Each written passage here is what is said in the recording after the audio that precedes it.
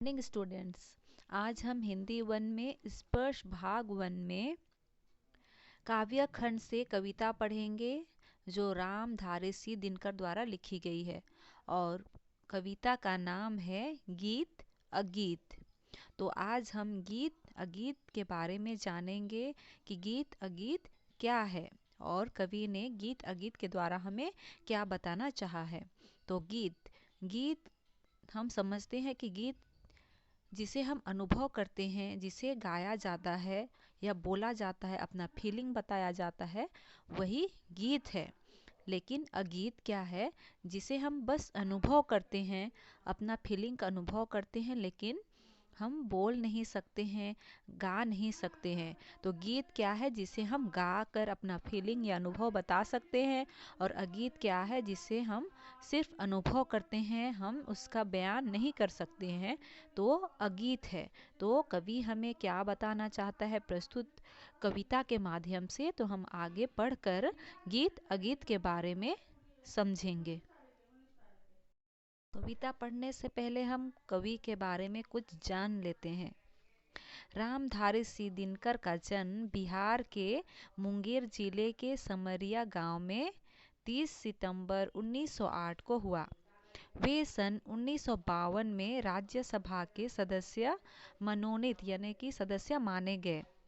भारत सरकार ने इन्हें पद्म भूषण अलंकार से भी अलंकृत किया, यानी कि रामधारी सिंह दिनकर को पद्म भूषण अलंकार भी मिला था।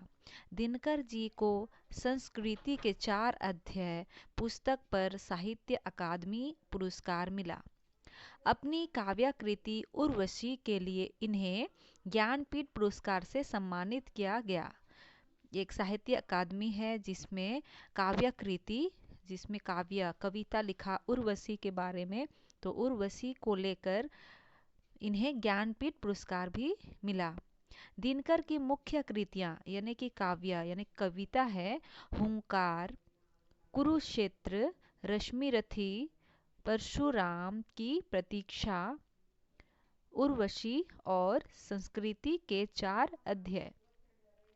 दिनकर ओज के कवि माने जाते हैं। इनकी भाषा अत्यंत प्रभावपूर्ण, ओजस्वी और सरल है। यानी कि रामधारी सिंह दिनकर जो कविता लिखते हैं तो उनकी भाषा सरल, सीधी साधी होती है, जिससे कि लोग पढ़ सकते हैं।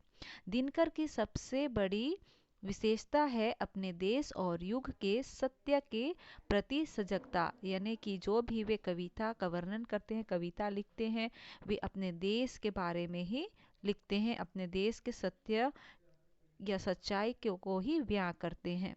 दिनकर में विचार और संवेदना का सुंदर समन्वय दिखाई देता है। इनकी कुछ कृतियां यानी कि काव्य या कविता में प्रेम और सौंदर्य का भी चित्रण है। प्रस्तुत कविता गीत अगीत में भी प्रकृति के सौंदर्य का अतिरिक्त जीव जंतुओं के ममत्व, मानवीय राग और प्रेम भाव का भी सजीव चित्रण है। तो हम गीत अगीत में पहला पद में हम देखेंगे कि प्रकृति का सौंदर्य का वर्णन किया गया है, और दूसरा है जीव जंतु का भी वर्णन किया है कि जीव जंतुओं के प्रति जो ममत्व है उसके बारे में वर्णन किया गया है। और मानवीय राग यानी कि मानव के प्रति जो प्रेम का भाव है उसके सजीव चित्रण पर अध्ययन यानी कि उसका व्याख्या करके हमें बताया है। कवि को नदी के बहाव में गीत का सृजन होता जाना पड़ता है। यानी कि जो नदी का बहाव है जिसमें आवाज़ आती है, नदी के बहाव में जो आवाज़ आती है उसका उन्होंने वर्णन करके हमें बताया है। तो सुकी के कार्यकल्पों में भी गीत सुनाई देता है और अल्लाह गाता प्रेमी को गीत गान में निमग्न दिखाई देता है। कवि का मानना है कि गुलाब, सुकी और प्रेमिका प्रत्यक्ष रूप से गीत सृजन या गीत गान भले ही ना कर रहे हों, पर दरअसल वहाँ गीत का सृजन और गान भी हो रहा है। कवि की सुविधा महज इतनी है कि उनका वह अगीत जो गाया नहीं जा रहा महज इसलिए अगीत है, सुंदर है या प्रेमी द्वारा सस्वर गाया जा रहा गीत। यानी कि प्रस्तुत कविता के द्वारा कवि जी हमें गीत अगीत के माध्यम से ही बताना चाहते हैं कि गीत जिसे हम अपना अनुभव को गीत के द्वारा बयां करते हैं या बताते हैं, और अगीत क्या है जिसे हम नहीं गा सकते हैं, बस उसका अनुभव करते हैं। तो आइए हम प्रस्तुत कविता को पढ़कर समझते हैं कि कवि ने हमें प्रस्तुत कविता के माध्यम से क्या बताना चाहते हैं, कि प्रकृति का सौंदर्य का वर्णन किस प्रकार से किए हैं, और जीव जंतुओं के ममत्व का और मानवीय राग का प्रेम भाव का वर्णन किस प्रकार से करके हमें बताए हैं। अब हम कविता का शुरुआत करते हैं। गीत अगीत, इसका रेखाचित्र जान लेते हैं। परिचय है। प्रस्तुत पाठ गीत अगीत रामधारी सिंह दिनकर जी द्वारा रचित काव्य है। कविता में प्रकृति के सौंदर्य का चित्रण के साथ साथ गीत तथा अगीत के बीच तुलना की गई है। यानी कि प्रस्तुत कविता में कवि जी ने हमें यही बताना चाहा है कि कविता में प्रकृति के सौंदर्य का चित्रण करके हमें कुछ संदेश देना चाहे हैं कि गीत अगीत किस प्रकार से है। मुख्य बिंदु, गीत तथा अगीत दोनों में कौन अधिक सुंदर है, इस पर विचार किया गया है।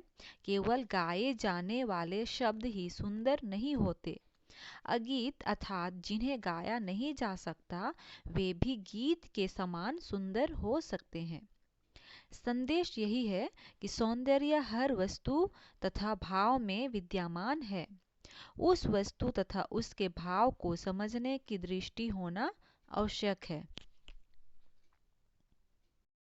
कविता का मुख्य तत्व क्या है, कि कवि हमें कविता के जरिए क्या बताना चाहते हैं, क्या समझाना चाहते हैं। पहला है गीत अर्थात शब्द और अगीत है मुख, यानी गीत अर्थात शब्द, कुछ शब्द के जरिए ही गीत गाया जाता है। कभी हम देखते हैं दुख के गीत होते हैं, कभी सुखी के यानी कि खुश होते हैं तब गीत गाते हैं। तो ये अलग अलग प्रकार से होते हैं, यानी कि अपने अनुभव को व्यक्त करते हैं।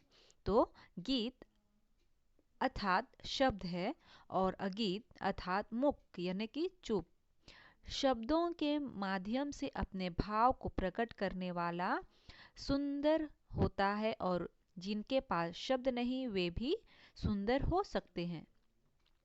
दूसरा तत्व यही है कि नदी बहते हुए अपना विरह संगीत गाकर अपने भावों को प्रकट करती है, वह सुंदर है। परंतु नदी तट पर निशब्द खड़ा गुलाब भी अपनी सुंदरता से मन को मोह लेता है। तीसरा है तोता, वन में आजाद घूमता हुआ गीत गुनगुनाकर अपने भावों को प्रकट करता है, वही दूसरी ओर सुखी मौन रहकर अपने कर्तव्यों का निर्वाह करता है।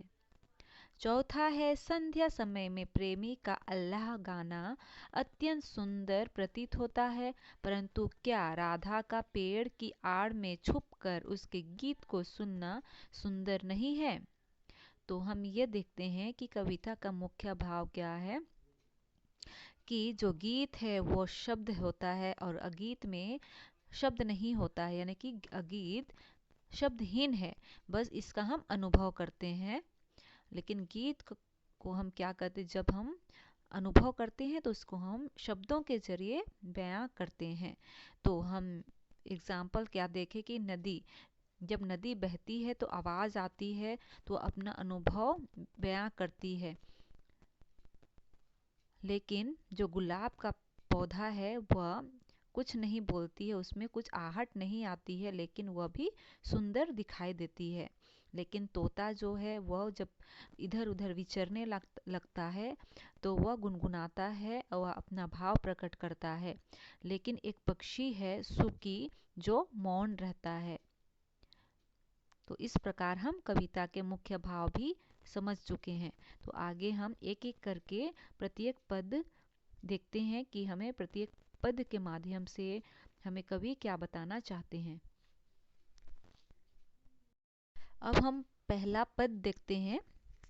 गीत अगीत कौन सुंदर है, गाकर गीत विरह के तटिनी वेगवती बहती जाती है। दिल हल्का कर लेने को उपलों से कुछ कहती जाती है।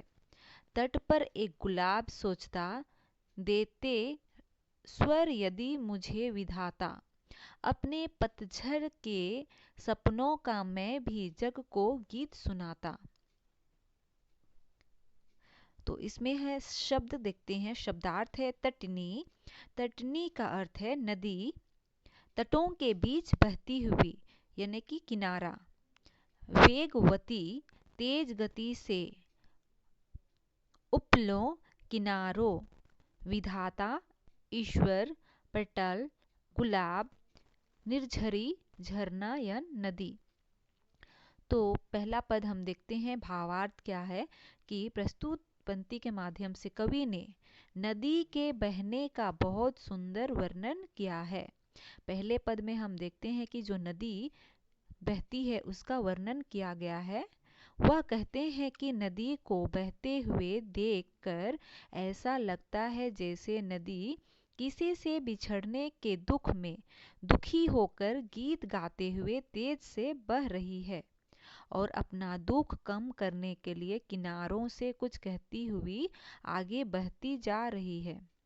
किनारे के पास में ही एक गुलाब चुपचाप शब्द देख रहा है और अपने मन में सोच रहा है कि अगर भगवान ने उसे भी बोलने की शक्ति दी होती तो वह भी पूरी दुनिया को अपने सपनों का गीत सुनाता। झरना भी बह बह कर गीत गा रहा है और गुलाब किनारे पर चुपचाप खड़ा है। यह देखकर कवि ने मन में ये प्रश्न उठ रहा है कि कौन सुंदर नदी और झरने का गीत यह गुलाब का मौन अगीत है। अब दूसरा पद हम देखते हैं। बैठा शुक उस घनी डाल पर जो खोते पर छाया देती, पंख फुला नीचे खोते में शुकी बैठ अंडे है सेती। गाता सुख जब किरण वस्ती, छूती अंग प्रण से छन कर, किंतु शुकी के गीत उमड़कर रह जाते स्नेह में सनकर। गूंज रहा शुक का स्वर वन में, फूला मगन शुकी का पर है, गीत अगीत कौन सुंदर है। तो प्रस्तुत पंक्ति के माध्यम से कवि जी हमें यही बताना चाहते हैं कि कवि यहाँ नर तोता और मादा तोते के प्रेम का सुंदर वर्णन करते हुए कहते हैं कि एक तोता पेड़ की उसी घनी डाल पर बैठा हुआ है जो डाल उसके घोंसले को छाया देती है। उसी घोंसले में उस तोते का मादा अपने पंख को फैलाकर अपने अंडे से रहती है। जब सूर्य की किरणें पत्तों में छन कर आती है और तोते के पंखों का स्पर्श करती है तो तोता गाना गाने लगता है। उसका गाना उसकी मादा भी गाना चाहती है, लेकिन उसका गीत तोते के प्यार में लिपट कर रह जाता है और उसके मुंह से कुछ नहीं निकलता। नर तोते का स्वर पूरी वन में गूंज रहा है और मादा उस गीत में लीन बहुत ही खुश है। कवि कहते हैं कौन सुंदर है, नर तो का गीत या मादा तोते का गीत, यानी दोनों ही अपने आप में ही अद्भुत है। शब्दार्थ है शुक तोता। शुक है तोता, खोते घोंसला, शुकी मादा तोता। तो हम भावार्थ भी दूसरे पद का भावार्थ भी समझ चुके हैं। तो आगे हम तीसरा पद देखेंगे। अब तीसरा पद देखते हैं। दो प्रेमी है यहाँ एक जब यहाँ, बड़े सांझ अल्लाह गाता है। पहला स्वर उसकी राधा को घर से यही खींच लाता है। चोरी चोरी छिप कर सुनती है ना क्यों मैं कड़ी गीत की विधान यो मन में घूमती है। वह गाता पर किसी वेग से फूल रहा उसका अंतर है। गीत अगीत कौन सुंदर है। शब्दार्थ अल्लाह एक लोकगीत का नाम है। अल्लाह। कड़ी गीत, कड़ी है गीत को जोड़ने वाले छंद। विधना भाग्य। गुनती विचार करती, वेग गति। प्रस्तुत पंक्ति के माध्यम से यानी कि तीसरी पंक्ति में कवि जी हमें यही बताना चाहते हैं कि वन में दो प्रेमी रहते हैं। प्रेमी जब शाम के समय कोई लोकगीत गाता है तो प्रेमिका उस गाने को सुनने के लिए अपने घर से वन की ओर खींची चली आती है। वह चोरी से चुप चुप कर अपने प्रेमी का गाना सुनती है और मन में सोचती है कि वह भी उस गीत का हिस्सा क्यों नहीं बनती। जब प्रेमी गाता है तो प्रेमिका का मन खुशी से फूल नहीं समाता। कवि यह सब देखकर सोच रहा है कि प्रेमी का गीत सुंदर और यह प्रेमिका की खुशी भरा मौन अगीत है। तो इस प्रकार हम प्रस्तुत कविता गीत अगीत के बारे में समझ चुके हैं कि गीत और अगीत के माध्यम से कवि रामधारी सिंह दिनकर जी हमें क्या बताना चाहते हैं। तो गीत अगीत का अर्थ भी हम समझ चुके हैं और शब्दार्थ भी समझ चुके हैं। तो आप अच्छी तरह से पढ़कर फिर से समझ लीजिए।